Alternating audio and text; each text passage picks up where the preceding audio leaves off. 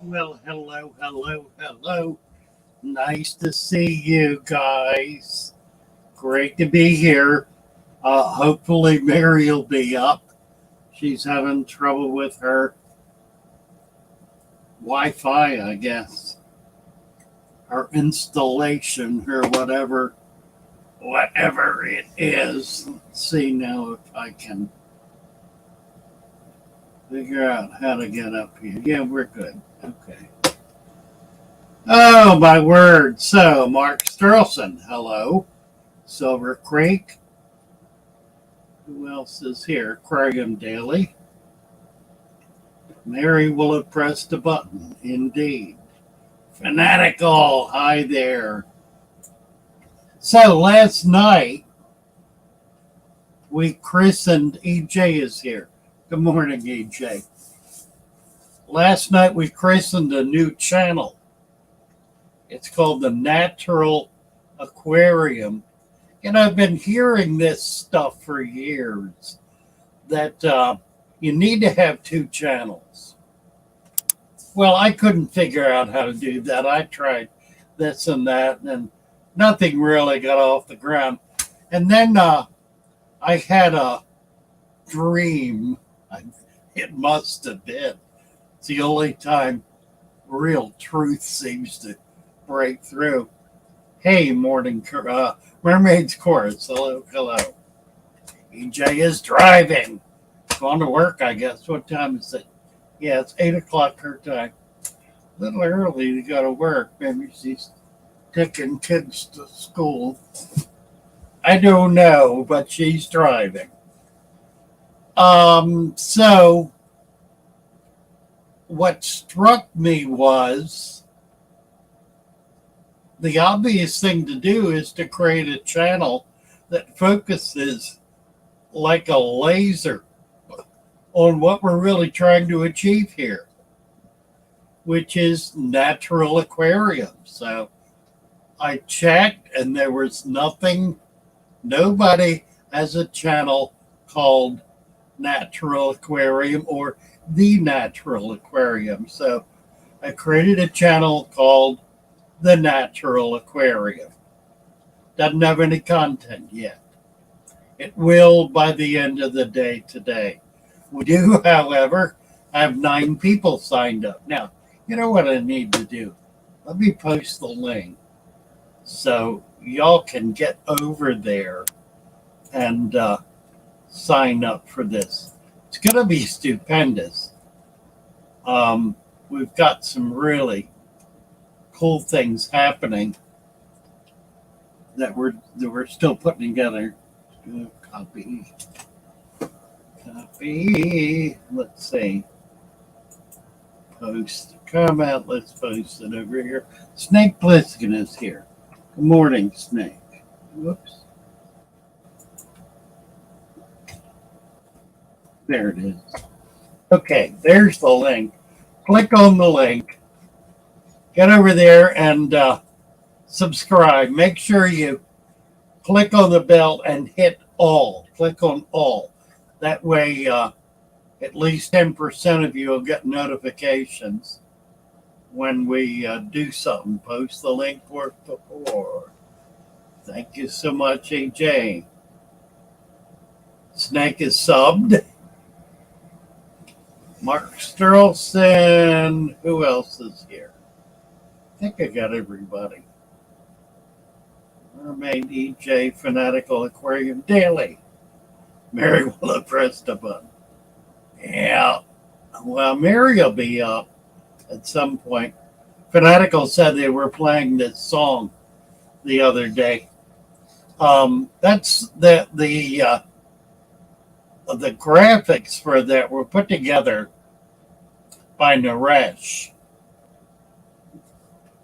Naresh lives in Sri Lanka and is just a wonderful young man. He gave that to me or to the channel as a present February a year ago, February of 21. And I was so absolutely knocked out by it because to do that, he had to do an enormous amount of research. I did not send him any of those graphics. He dug them all out. And where he got them from is beyond me. I think a lot of them came off of Facebook. But they're wonderful. He even got a picture of me with my mother, which I'm delighted with. It was just so sweet. And that goes back a ways. I mean, that's an old picture. But he put that whole thing together, and it really is reminiscent of so many different things that happened at the Father Fish Aquarium. That there's a group of pictures toward the end of men working on hanging a big piece of metal sculpture in the shape of the stingray. The artist, the man who made that, is sitting on a lift. A thin man with black hair, I believe. sitting on a lift, kind of supervising the process. It took 6 months to get that built and get it up. And I housed and cared for this guy. Talk about a Michelangelo. I put him up for 6 months so that he could make that. So it was, and it hung in the shop for years and years. Just one more of those things. What was I did a video after we shut down called Only the Echo Remains, and it's the only thing left in the shop hanging there. It's not there now. I went back more before I left Florida, and it's been taken down, and I don't know where it is, but the landlord assured me that he would keep it. Anyway, so we created a new channel called the Natural Aquarium. 3 things are going to happen on that channel. Now, it grows out of a lot of the content that is going to come from, that's odd. A lot of the content is going to come from our Discord channel. The Discord channel, for those of you who have not checked it out yet, I'll put that link up too. The Discord channel, let me get it, is it's not a channel, it's a server. The Discord server is a series of channels, all of which are kind of linked together and easily perused, about natural aquariums. And I'm over there right now getting the link so I can post it. Here it is. And there's the link. There are 20 some odd channels. You know, I really ought to, let me show you, walk you through it a little bit. It's well worth the effort. If you look on the left-hand side, somewhere maybe here. And get this bigger. There we go. On the left-hand side, where it says Father Fish's server, everything below that is what you have access to. So when you sign up, it puts you in under Father Fish, Meet the New Guy. That's where you'll be. We have a brand new person, Sugar Feet. So I'm going to click on Sugar Feet, and I'm going to give them a role, which will be a snook. And I'm going to say, welcome, Sugar Feet. And then I'm going to add them as a friend so that we can do direct message with them. Now, I see if you look on the left here, these icons, the top one is DMs, direct messages. That's what we're in right now. The next one is a message from Naresh. So we'll see what Naresh has to say. He's saying, sorry, missed it. Live started in my time this morning at 4 o'clock. I watched the YouTube reply. Good news about the new channel. So he is referring to the new channel. So now if we click on the Father Fish server, this picture to the left, it will bring up the entire list of channels. You can see they're messed up. I haven't counted them. I think they're 25. The ones that are highlighted with a red number. The red number means there's a comment there for me. So we click on that. That's called Lou. It's an open chat channel. Let's see.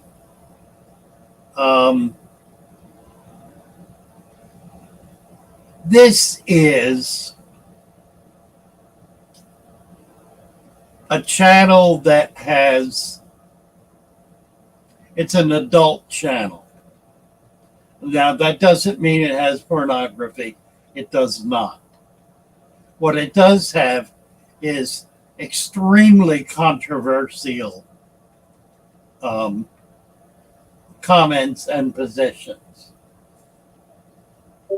The biggest one that's discussed on here now is the war. Ilyuta Silviu, who is a wonderful fish keeper, is located in, where is he? Romania, I think. And he is intensely anti-Russian. So all of his posts are powerfully anti-Russian. But there are others here too. You're welcome to get on that channel and to post your comments. It's an open channel, open forum.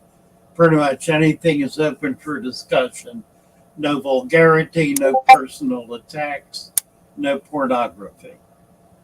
But if you've got an unpopular political position, you're more than welcome to post there and engage in conversation. What is remarkable about that channel is that for the most part, everybody there is friendly. So let's get over here. Let's see, we'll go back. Staying in Father Fish's server. There was another one, Live Cam Aquarium. This is the new channel. This is one of the things I wanted to talk with you about. And Mrs. Tisha has posted here. She is interested in participating in a 24/7 live aquarium, 24/7 live cam aquarium channel that you'll be able to access through the Natural Aquarium that will portray, or that will have a video, a live cam broadcast of different cameras. My brain isn't working real well. Different aquariums from around the world. And I was hoping Mrs. Tisha would be interested. She is. And so we're trying to get this together now.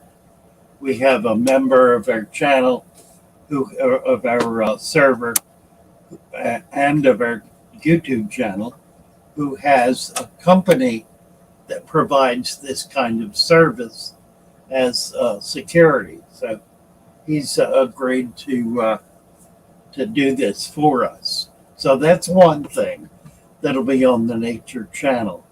Let me jump out of this now. A second thing that'll be on the channel is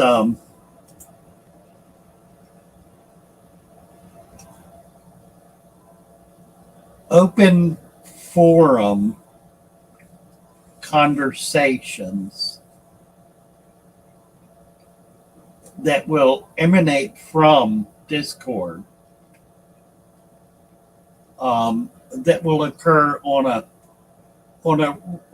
regular basis, once a week, maybe twice a week if there's enough interest in doing them. We did one last night and projected it onto YouTube and Facebook.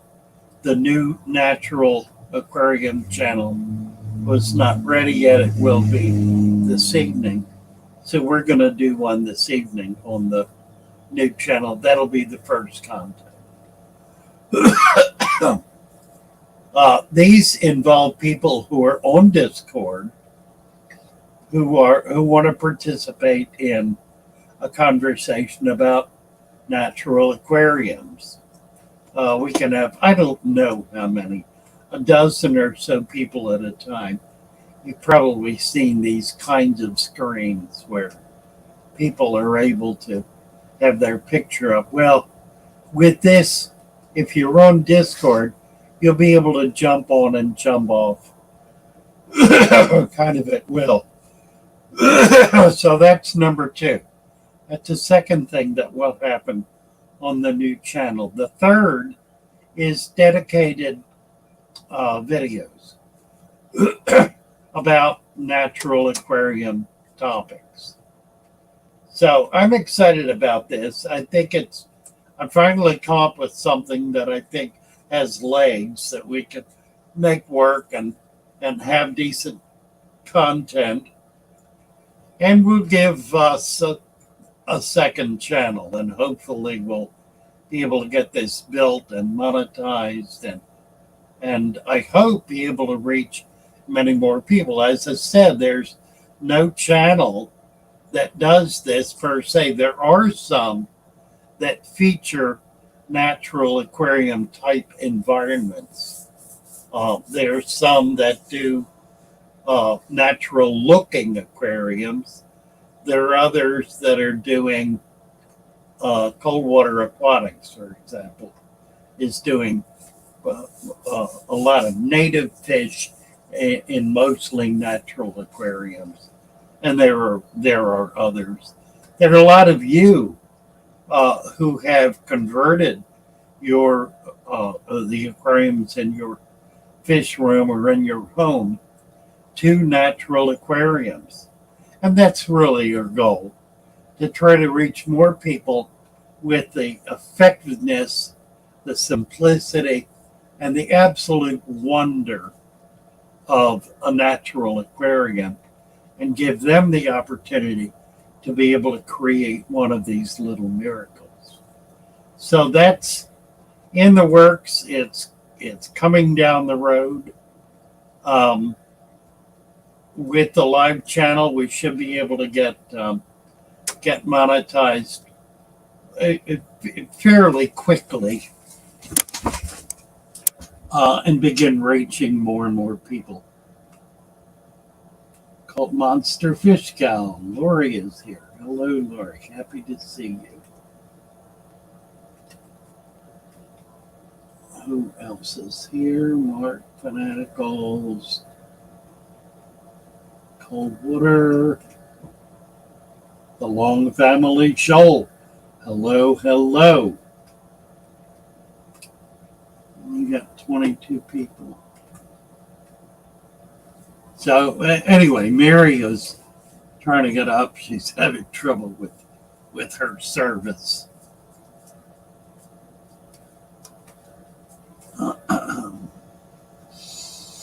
Anyway, Snake says, how should I go about making a quarantine tank? Should it not have a deep substrate because I'm medicating new fish? Excellent question, Snake. And yes, you want a bare tank. If you're going to medicate, you don't want to create an environment where there's a lot of microfauna because you'll be killing it. It'll just create a terrible mess. So if you're doing a quarantine tank, now there are two different kinds of quarantine tanks. They tend to roll into one, but the one kind is what we're talking about, what you're talking about here. It's a place to put a sick fish and be able to treat that sick fish in isolation from the tank it's living in. If at any point you need to medicate, change the water temperature, change the water conditions, like by adding salt, then you need to take the fish out and put it in an empty tank, just big enough for it to be comfortable. So if it's a 1-inch fish, a 10-gallon tank is more than big enough. A 5 if you got one. If it's a 12-inch fish, you're going to need something bigger, at least a 29, and preferably a 40 or a 55. But you want it to be a bare tank. That way, when you put chemicals in there, you can siphon it out, do new water instantly. You want to try to maintain, in other words, a completely sterile environment, which means if you have a fish in quarantine, you should never feed it, because if you put food in there, you're not going to have any kind of biological system built up, and so it's going to foul the water, which means you're going to be required then to do 100% water change on a daily basis. You're better off not fooling with the food. The fish will be able to heal perfectly well without eating. Fish can go extended periods of time with no food. It is in their nature to do so. I've had fish go a year. Now, not baby fish, not tiny fish, bigger fish out of Jack Dempsey that jumped into a tank on the floor, didn't see it, discovered it a year later. It was perfectly healthy. Now, in reality, there was a little sliver of light that hit that tank every day that grew algae. And that, I believe, he was eating the algae, and that's what kept him vibrant. After a year, he should not have been vibrant, but he was. So he took advantage of what was there. In this case, it was a little bit of algae, and it was adequate for him. So don't worry about feeding your with no food at all, and be none the worse for wear. It won't be a problem at all. And it'll keep the tank clean so that you can provide whatever medication or special conditions are required to be able to get the fish healthy.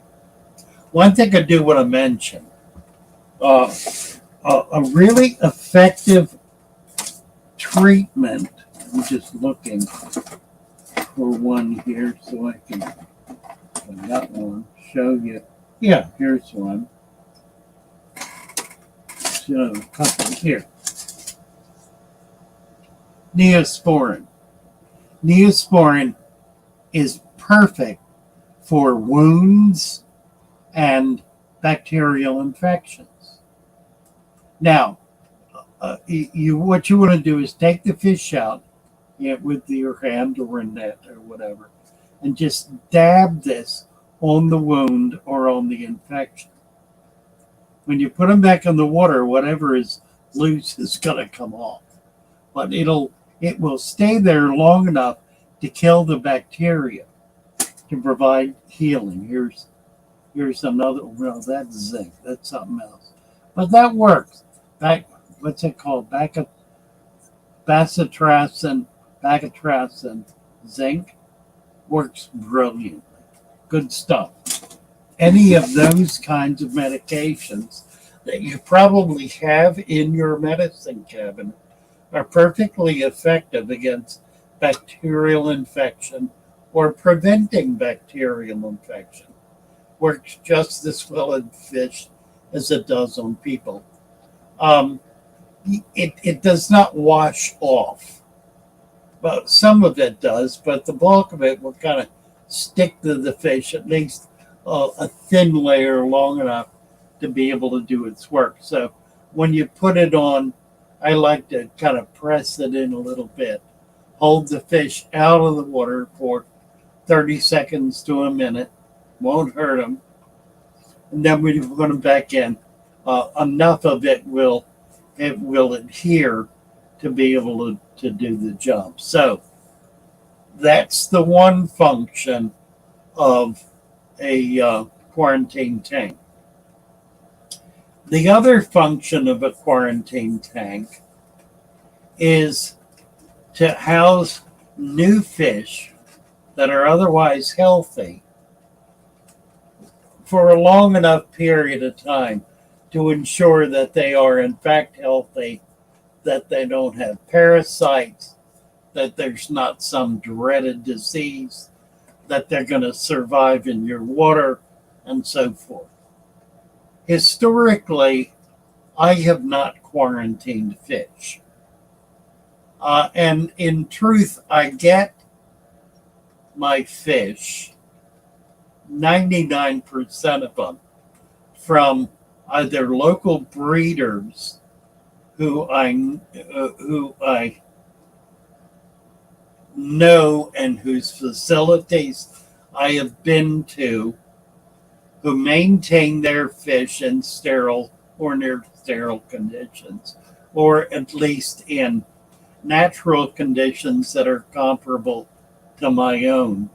Or I buy them from importers whose facility I have been to and who I know acclimate their fish. They treat them, they hold them, they ensure that they are not sick. If they are, if they show any kind of problem at all, they do not sell them. So in those cases, I've been able to trust the process. Now, it's gotten to the point, for whatever reason, that it's become less possible to trust the process. So I've started setting up some quarantine tanks for new fish coming in that are not sick, that don't show any kind of stress, but that may be in water that's drastically different. And in point of fact, I have some fish coming, they're on their way now, that are coming out of 7.5 water, and they're going to go in 6.0 water. Well, no, they're not. If I do that, I will kill them. So I have to have a system I'm putting them in, a tank I'm putting them in, that has 7.5 pH water. What I'm going to do, since I do not have very many, if any, fish currently in my tanks, I'm going to treat 2 tanks with baking soda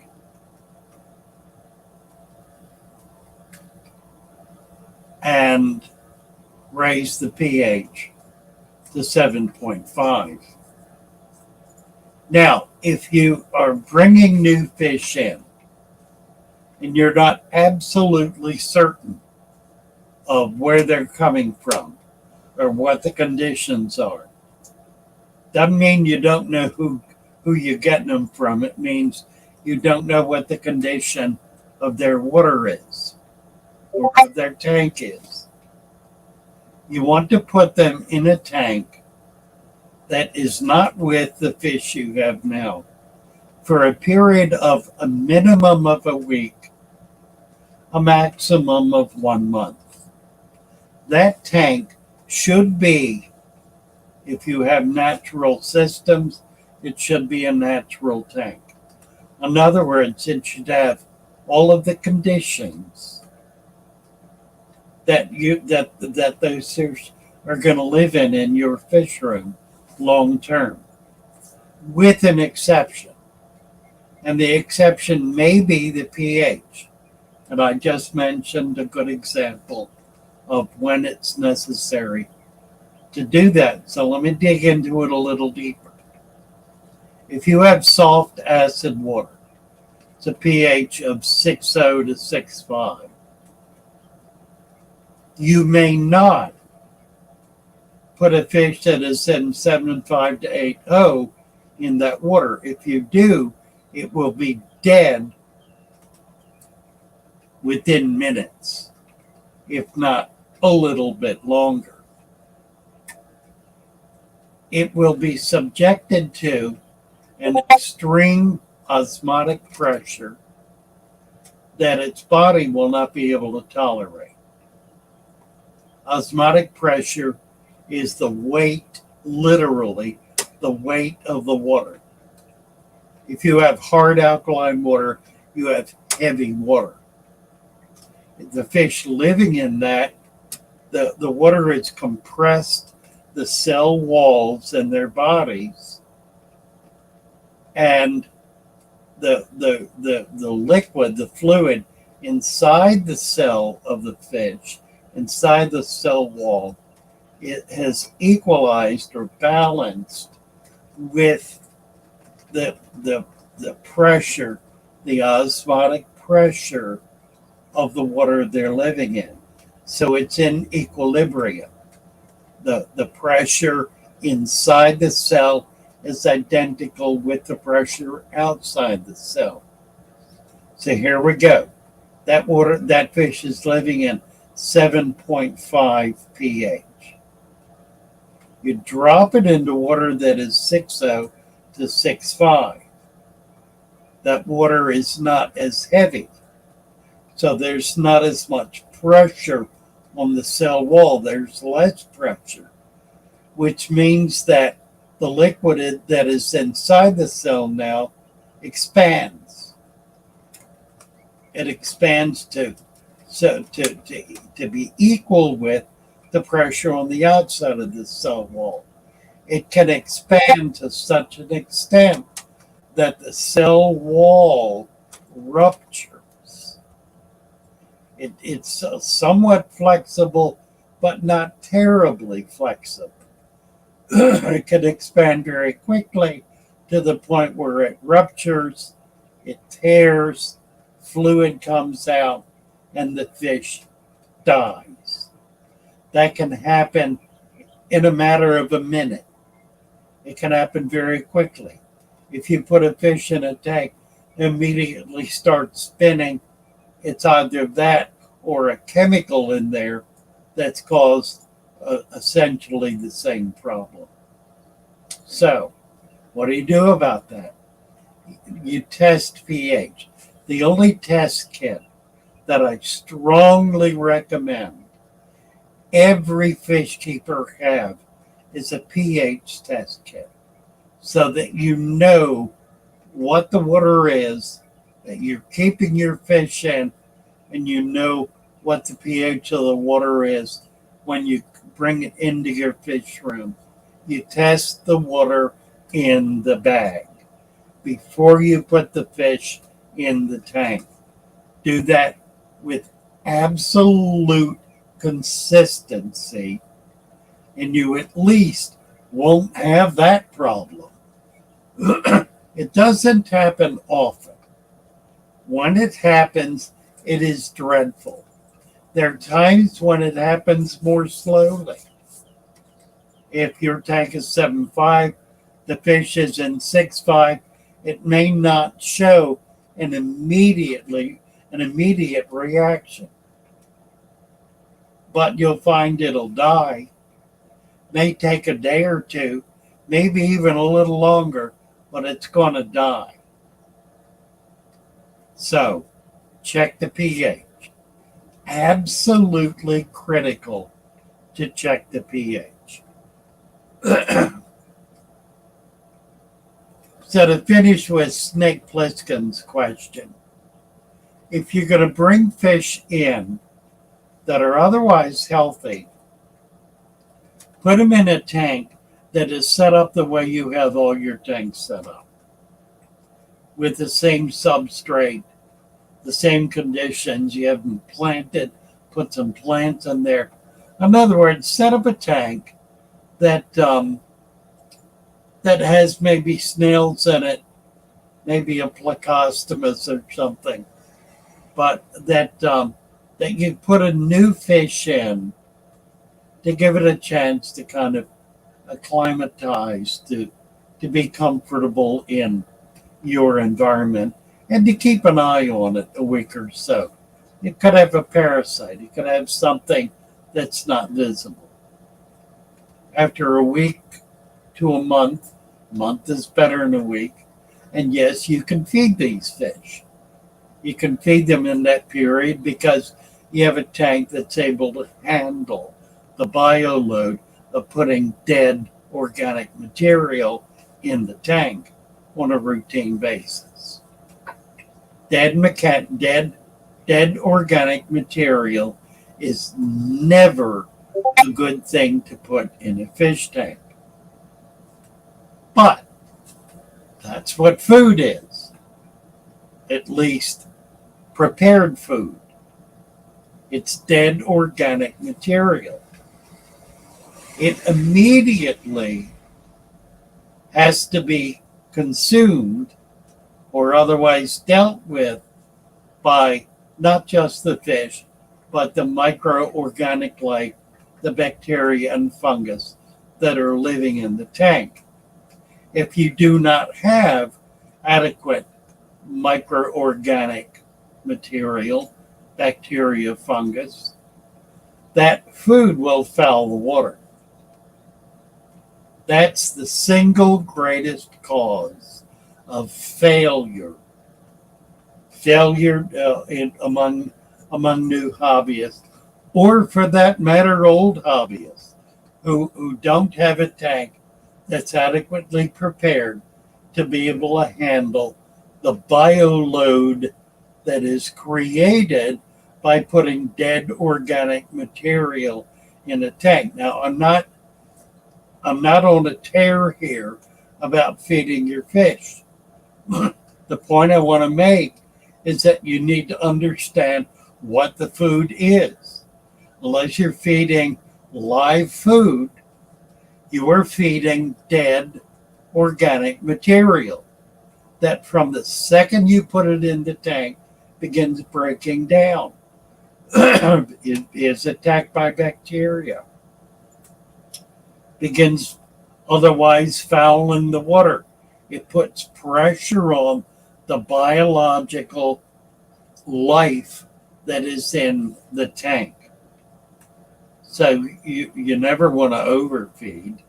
You never want to put so much in that the system that you have in there won't be able to handle it because it'll foul the tank. What do you do if you foul a tank? What do you do? Well, the first thing to do is to get the excess dead organic material out. Use a net, use a siphon, get as much as you can out. If you use a siphon, that works best because it's also going to reduce the water level. Don't do more than half at the absolute maximum, and then replace that water immediately with new water. Remove the fish. If it's real bad, get the fish out of there, put them in. You can put them in a bare tank with new water, so long as that water is comparable. If you've got another tank that you don't want to put them in, siphon some of that water out into a bowl or some kind of container. Put the fish in that. And then refill the tank and let it sit. In 2 to 3 days, it'll be fine. It'll take upwards of a week for it to completely rebalance. But it'll happen. You don't need to break it down. You don't need to destroy it. You don't need to dump it out and start over. Just let it sit there. In 2 or 3 days, it'll be perfectly clear. It will have dealt with the problem. The organics that are in there, the living organic material, would have dealt with that dead organic material, overcome it, assimilated it, and the tank will be fine again. So while it's a catastrophe, it's not one that requires the complete destruction of the tank. It doesn't. You've already got a tank that's basically healthy. Give it a chance to bounce back. It will. It'll come back. You'll be amazed how quickly it'll come back. If you need to do some water changes, add extra aeration to it. Aeration is a big help. Put a sponge filter in. Put an air stone in it. Get the water moving. As it touches the surface, CO2 will gas off and O2 will be dissolved. It'll clean up very quickly. But take the fish out of it so they're not struggling with this whole process.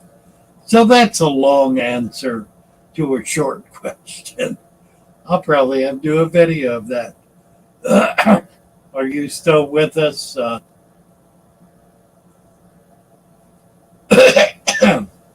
Naresh, if you're still with us, clip that and post it, please. That's a good one. I'll tell you what, I'll have to give you access. You do. I think you do have access to the new channel, Naresh. Go ahead and post it on the new channel. You should be able to do that. All of the codes are the same. Al Wet Sox is here. Hey, Al Wet Sox. Nice to see you. Sterlson, Mark Sterlson. Hey, Mark. Craig's Catfish. Got a lot of people in here. A lot of comments. Let me go ahead and try to pick them all up. 3G. Aquarium Daily. Okay. Moving forward now from there. Mermaid's Chorus.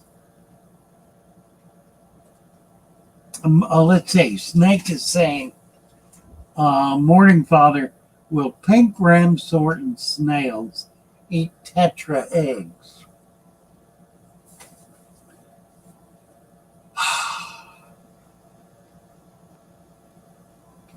Good question. I think in general, snails eat eggs. Now, a pond snail will not eat its own eggs, and the only reason it won't is because it does not find the gel adequately delectable. So an egg that is covered in gel, and if you've ever had pond snails, you know what I mean, it's probably going to be safe. Tetra eggs, however, are not covered in gel. They're just kind of out there. So I would suggest that you not have snails where you have tetra eggs, or any other egg for that matter. One of the difficulties with cichlids is that they will protect their eggs from other fish, but they won't protect them from snails.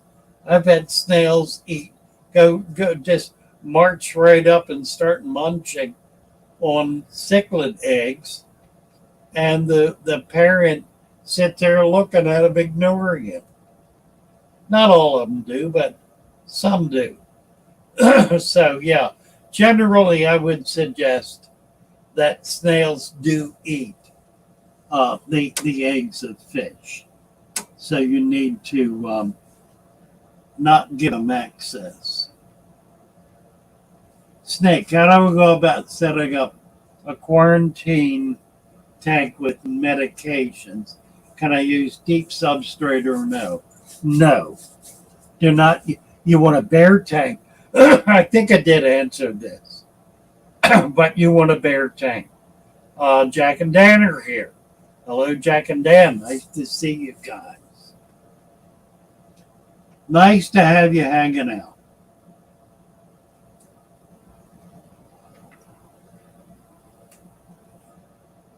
My Fish Tanks Aquatics. Good morning, dirted fishy folks. Got you some father fish at work and listening. Nice to have you here. EJ says I'm going to use this to educate the middle schoolers. Yeah, that's a good lecture, and one I think is simple enough that it's easily understood. Let's see. Did I post the link? I did.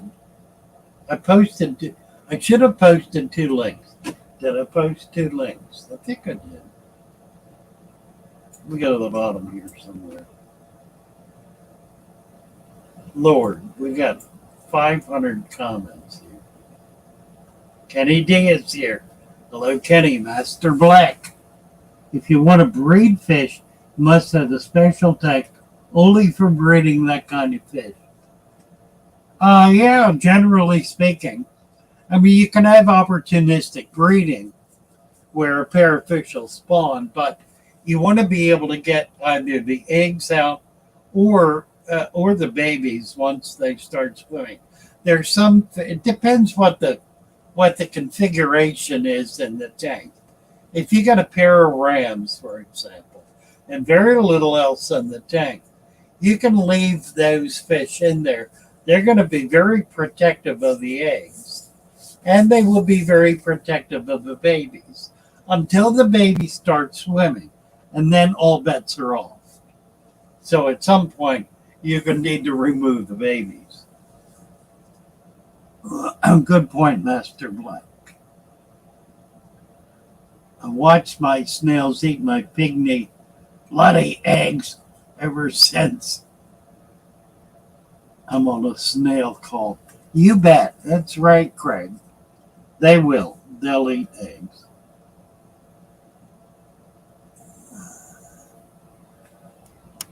Let's see. Let me go to the bottom here and then work my way back up. Fanaticals is leaving us. Bye, Fanaticals. Take care. Have a wonderful day. Oh, Larry posted the new channel link. Thank you so much. And posted the Discord link. Thank you for both. There's no content on the new excuse me, on the new channel yet, but there will be shortly. We'll have content up there today. In fact, if you were on Discord, even if you're not, get over there and get on it. We're going to do a live forum from Discord tonight that I think we'll be able to put on the new channel. We got it set up yesterday. It takes 1 day for it to for us to be able to post on it. Hopefully, we'll be able to do that. I think it'll be okay. So you'll be able to watch the forum tonight on the new channel, but you'll also be able to get into Discord and be part of it. So that'll be fun too. We do follow the chat while we're there, so you can comment as you're doing here in Facebook or in YouTube, and we'll be able to pick up your comment.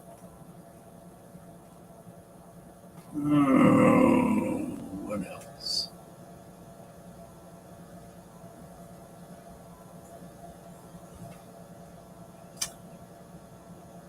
Aaron Relentless. Good morning, Aaron.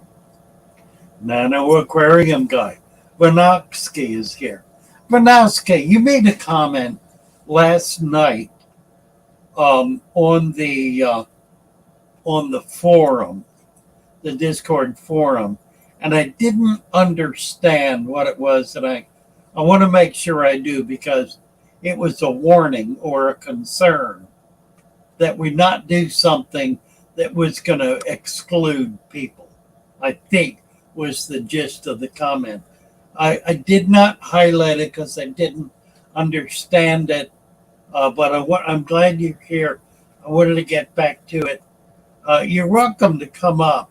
The link is pinned at the top if you would like to talk about this.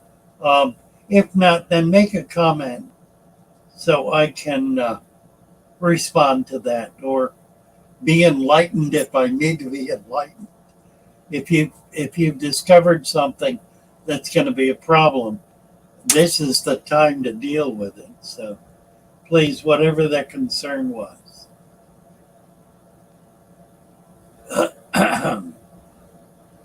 3G. Now I have to get a pH test kit. Naturally, I don't like it. Well, I'm with you, 3G. But I'll tell you what, you really don't. If you're bringing new fish in, and that's probably the only time you really need to have it, you need to have it. Al Wet Socks. Hey, Al. Mary says that her internet's down. She can't get on the stream. That's very sad. She's been having a lot of trouble with it. My word, fanatical. Your current water is 8.4. That's hard to the point of margin. I mean, that's really pushing it. Let's see.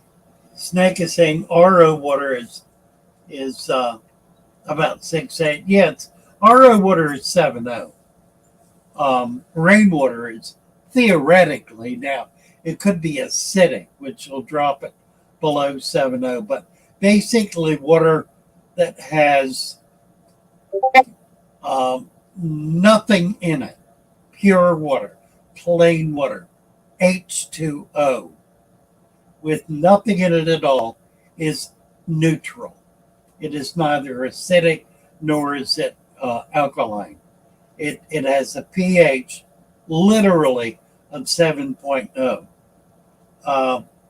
Who was it that made that comment about 6.8? Snake Plissken.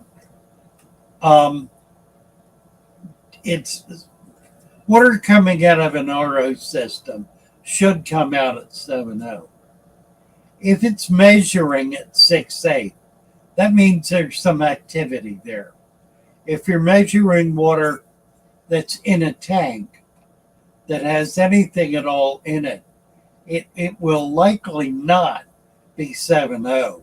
It will likely be above or below that. And if it's new and you've just set it up and you got a fish in it, it very likely, if you put it in at 7.0, it's going to start dropping. It won't go up, it'll go down. It will go up if you start adding carbonates to it. What are carbonates? Well, they're calcium. Where do you get calcium? Eggshell, bone meal, oyster shell,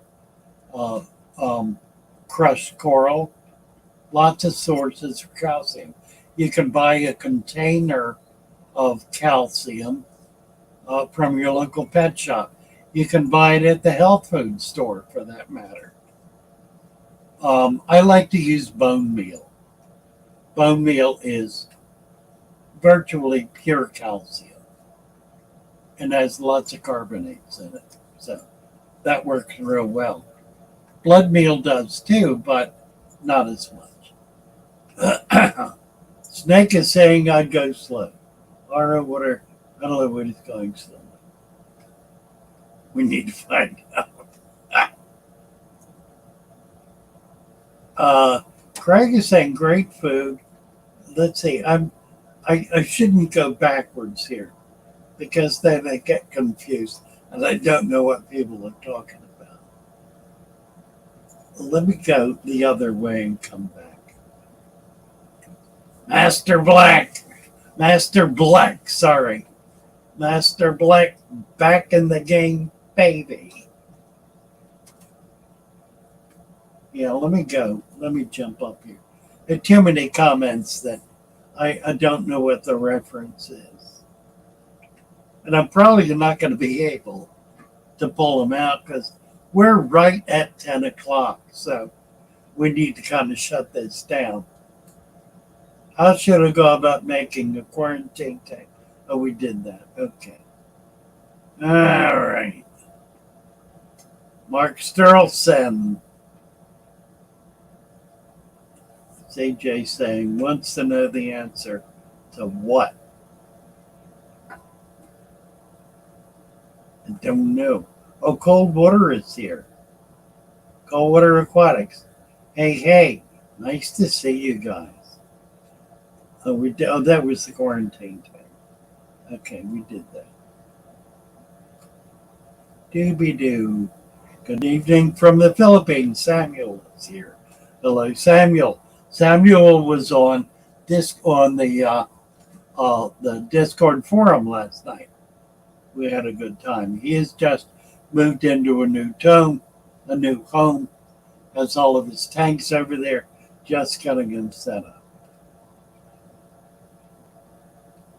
Craig says support the new channel.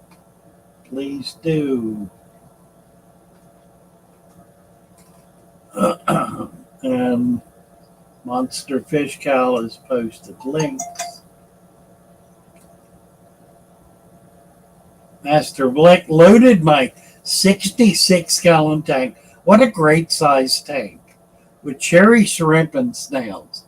Well, that'll be pretty cool. That should do very well. Snails and shrimp are really perfect together. The shrimp don't lay eggs. They carry their eggs until they hatch, and the shrimp are too slow to catch the babies. So that works real well. And the snails are going to clean up whatever excess food the shrimp can't get. They basically eat the same thing, which is a lot of bacterial mulm as well. So that's a great combination of fish. Craig has his first CRS babies. Good job.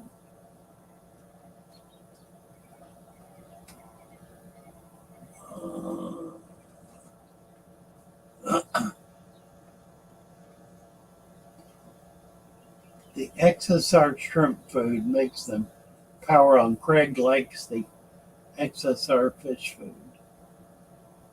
Fanatical finally got on Discord.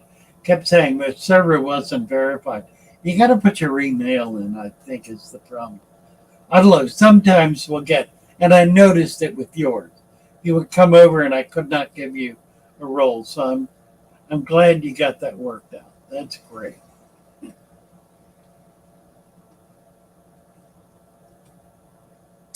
Craig talking about bacteria. Absolutely. A little bottle of shrimp food, XXR. Snake, been buying fish from a small fish store. Never had a problem, never quarantined. All of a sudden, my 110 Tetra tank had ick. Scared and mad. Turned the temperature up to 86. Lost the pictus. That may not have had anything to do with the pet shop. Chances are it did. But it's easy to miss. I've had shops, I know. It's easy to miss. Particularly if you're an old guy with bad eyes. It's easy to fix. The loss of the pictus could have been as much the temperature as the ick, although they're certainly susceptible to ick. So it does happen. I'm sure if you go back to the shop, they will be happy to replace that pictus. Master Black have food called JBL Nova Prawn. That's a good product.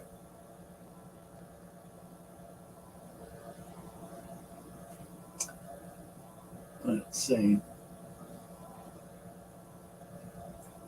Standard dose of SHOAL 2000. Fanatical says. Don't know what that is.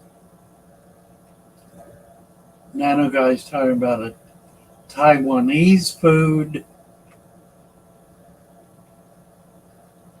Fanatical, I have my order system ready to go. How should I go about replacing the heavy water in tank? Shouldn't do it over a day or a few days. You don't want to replace all of it. I'll tell you what, have a target pH in mind, and then do a gallon or two at a time of the RO water, just switching out. and check the pH each time you do it. When you hit that target, make sure you have counted the amount of R you put in, so you know what the ratio is. Once you hit that, then as you put new water in, you can create that ratio ahead of time, measure it in a 5-gallon bucket, your tap water and the RO water, achieve that pH and go ahead and dump it in. So you want to have a target pH in mind, whatever it is. Doesn't matter what it is, so long as it's above 7.0. If you're trying to get below 7.0, that's a completely different issue. But if you've got hard alkaline water and you want to get it down, start adding RO water to it, but measure it so you know how much you're putting in, and measure the pH so you know what it's doing. If you're trying to get it down to 7.5, then add a gallon at a time or whatever the ratio is going to be until you hit there. Make sure you're counting the amount of RO water you put in so you know what the ratio is. If you put 5 gallons in 55 gallons, that means it's 1 to 11 or 1 to 10. No, it's 1 to 11. It's not 1 to 10. If you took out 10 gallons, added 5, and then did that, it would be 10. It would be 10% the first time. Now, here's the trick. Here's the trick. You put the first 5 gallons in. Okay? That'll change the pH maybe 1 degree. Now, what do you have in that tank? You've got 90% RO and 90% hard water, 10% RO. You add another 5 gallons of RO. Now what do you have? You don't have 20% RO and 80% hard water. You have slightly less than 80% hard water, slightly more than 20% by 10%. So that's an additional 1%. Do it again, and it's 2%, 2.5% actually. So it's going to be approximate. My suggestion is that when you prepare water to do a water change, that you balance the pH in the bucket of water you're going to use as the water change. Don't stick a hose in there and expect that you're going to be able to maintain a balance. You will be losing your mind trying to do it, and you will overdose. And you have a potential of being able to injure your fish. So if you're going to change the pH, you need to be disciplined about it. And you need to do it by making sure the water you are putting in the tank is the same pH as the water in the tank. Take that under advisement. All right. Snake is suggesting go slow. All right. I think we're done. I think I got about everything. Oh, Master Black. Wonder if I can turn this tank into a brackish tank. Scared some of the plants will be harmed. Generally speaking, most of the plants that we have in the hobby grow in brackish water. So it's really not a tank, not a problem. There will be some, like Aponogetans, won't do it. There will be some others that will not survive brackish water. but most will. Most of the stem plants will. The swords will. You can experiment with it, but generally speaking, the more common plants do fine in brackish water. Snails also. There are very few snails that will not survive brackish water. Can crystal shrimp live in brackish water? I'm going to say no. They need a softer water. Most plants can't tolerate a little salt. Not true, Craig. Most plants can tolerate a little salt. Some plants absolutely cannot. You're right about that. You need to know which is which. Sagittaria, for example, grow in brackish water in Florida, as do swords, as does Bacopa. So some do fine. Can, yes, can. Oh, he meant Ken. Sorry. Excellent. Good catch, Craig. Start a video with brackish to breed neurites. Yeah, I have bred. Now, here you go, Master Elect. I have bred neurites in very hard alkaline water that had no salt in it. Well, I say it had no salt in it. It had minerals in it. It was highly mineralized. And that's precisely what salt water is. Salt water is mineralized water. So, for example, water coming out of a hot mineral spring should be able to breed neurite snails. The egg should hatch. It's a matter of of heavy water being able to create enough pressure on the eggshell that the baby can break out of it. So think about that. That little shell, that little egg is sitting there in soft acid water. And the baby's in there. I don't know if he's surviving or not. Those are really hard shells. It probably is surviving, that is. Getting ready to come out, and he can't get out. He can't, let me out, let me out, let me out. And he doesn't survive. How horrid. How terrible is that? Oh, well. Skitty! Skitty Nona, hello, hello. All right. Nice to see you, Skitty. You come in right at the dead end. We're going to be on the new channel tonight at 7 o'clock. We will have a live forum. If you'd like to join the forum, you may do so by getting on Discord. You have to be on Discord to be in the forum. So the new channel is going to be predicated on the Discord server.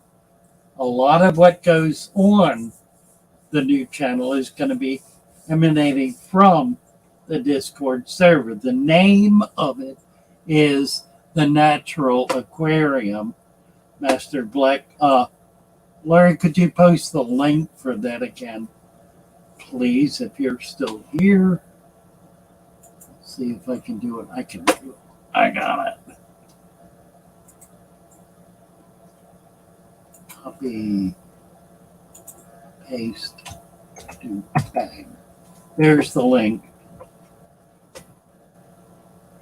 Yeah, make sure you tick the bell, right, under all.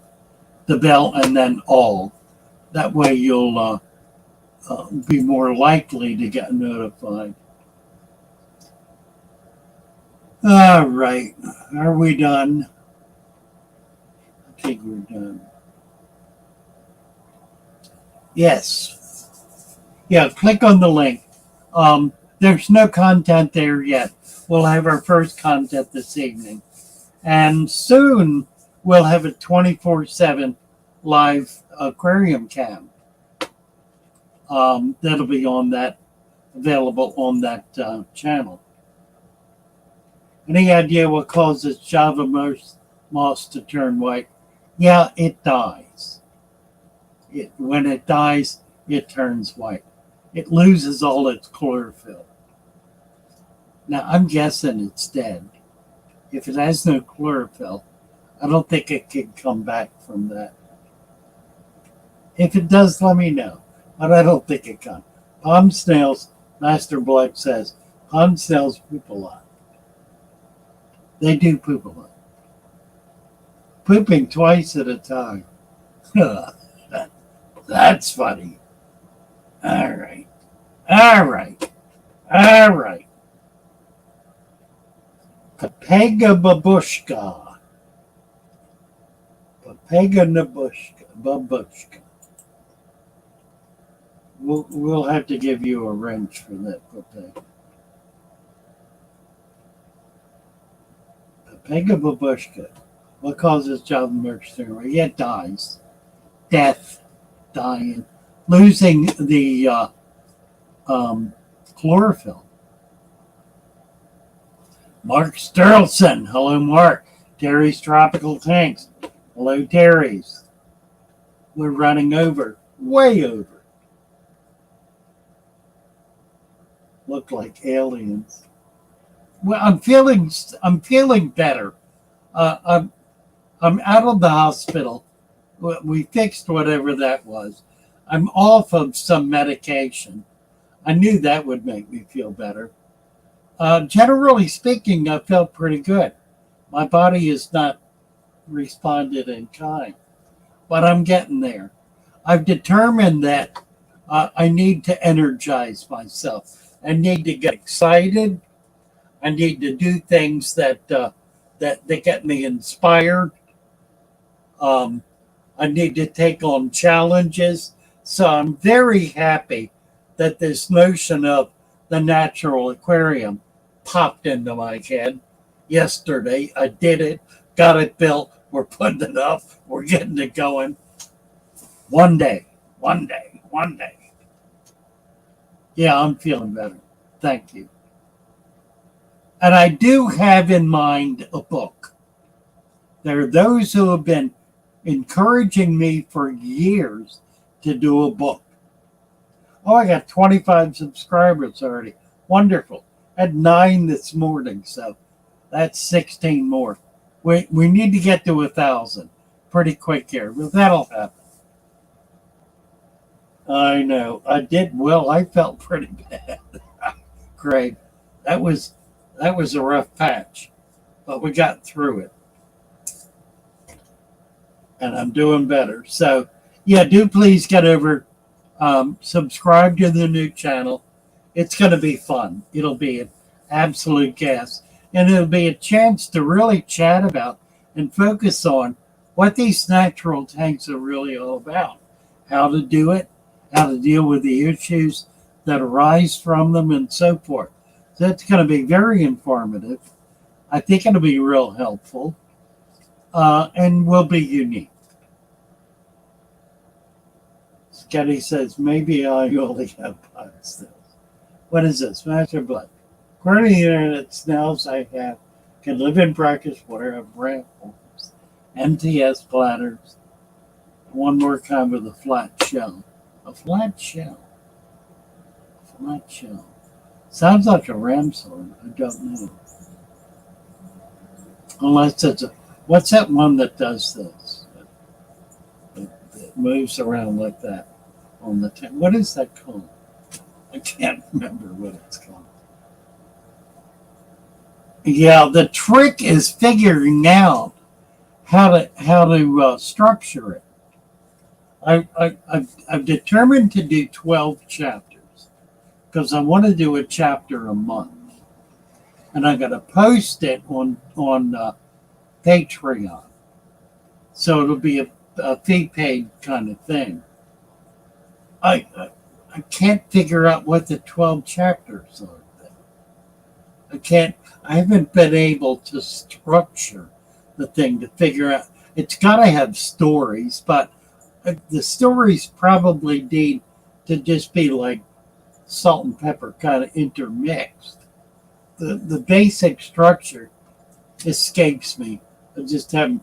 Maybe somebody not as close to it can. It has related to the ramshorn, but that's another. A flat snail. There's a big ramshorn, like that big, that's kind of flat. That's called a spixie. Spixi. Spixie. Is that what you're talking about? Limpet. Limpet. Thank you. I knew it wasn't the limpet, but spixie. Ray says, God morning. Good. Good morning. Good morning, Ray. Nice to see you.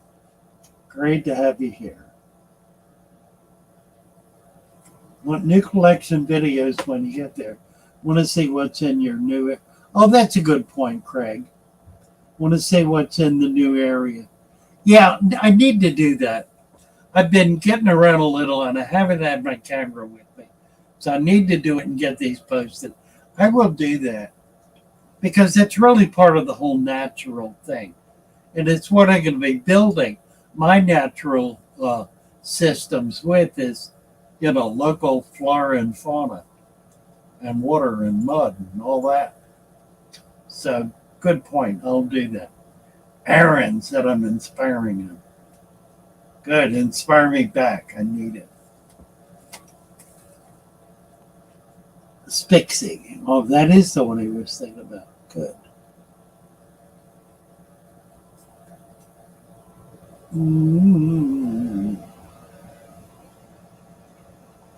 I tell you what, that's a nasty snail. There's a plant-eating snail. Like the apple snail, man, they'll chew the plant down to the root and then eat the root.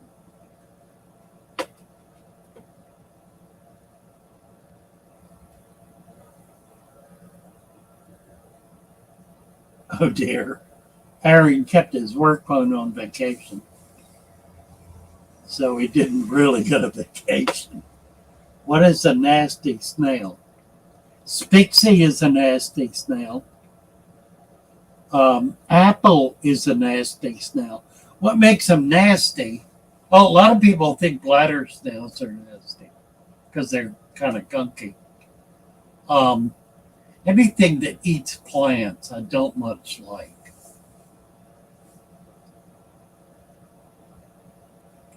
Dooby-doo.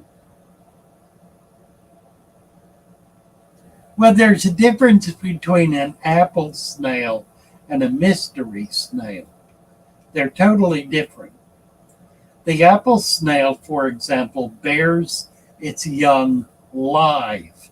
It'll have one a day. This little baby will pop out.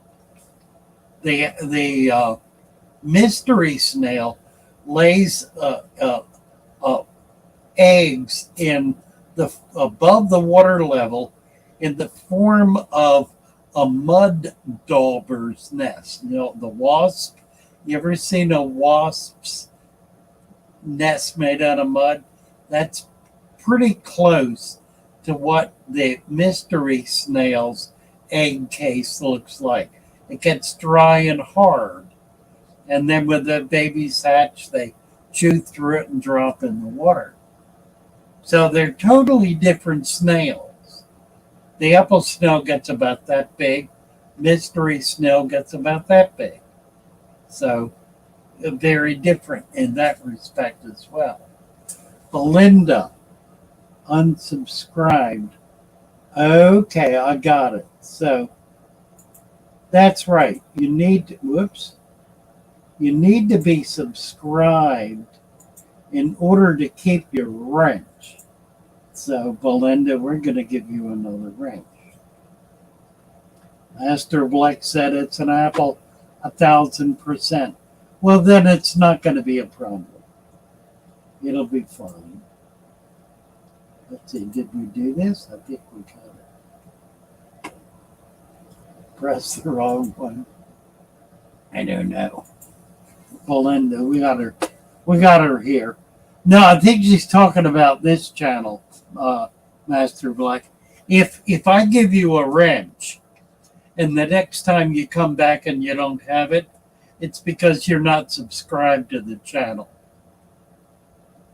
I got a monitor on here for a while. Every time she came up, she was not a monitor, not monetized, monitorized, not wrenched. And we couldn't figure out what it was until I figured out she never joined the channel. So join the channel and keep your wrench. Kicked out of YouTube twice, Fast Queen. Now that's weird. How were you kicked out of YouTube? Belinda's Crystal and Succulent Garden. So that's obviously another channel. So we'll get that wrenched as well. So I'm guessing, Belinda, that you are now subscribed. Bloody YouTube at it again. Well, I know. Hiring for wrong think. Might be. Bass Queen's a pretty gutsy girl there. Trying to come in, kicked off YouTube. Strange. I don't know. I don't know. But you're here now, so I guess we got past whatever that was. Cutting new fish. Tom on Friday. Fish Tom. Don't know what that is.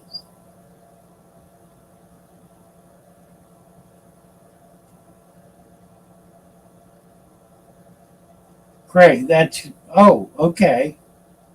So Belinda is Craig's wife. Wonderful. Did I get that right? I think I got that right. And Belinda has two channels. Belinda Maitland and Belinda's Crystal and Succulent Garden. That sounds delightful, Belinda. We'll have to get a few of that. Post your link so we can check out what that is. Wife to be it is. I see. Wife to be. Or not to be. All right. Boys and girls, I'm having trouble getting out of here. Just hanging out.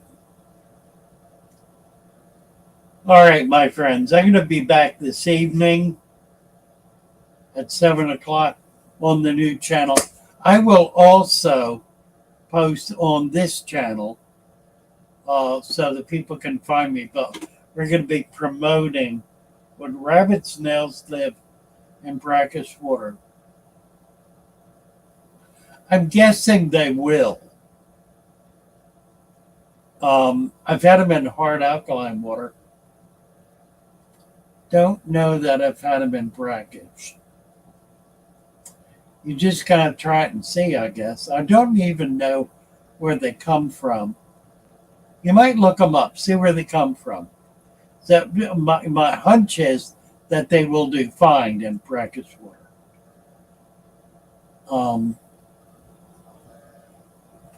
But try it and see and let us know. Bass Queen loves being married to her soulmate. How wonderful. Wonderful. Master Black, Monster Fish Cow. Okay. All right, boys and girls, we'll go on this forever. New channel, right. Thank you, Lori. Love you guys. See you tonight at 7 back here and on the new channel. Bless you all. Have a lovely day. Bye for now.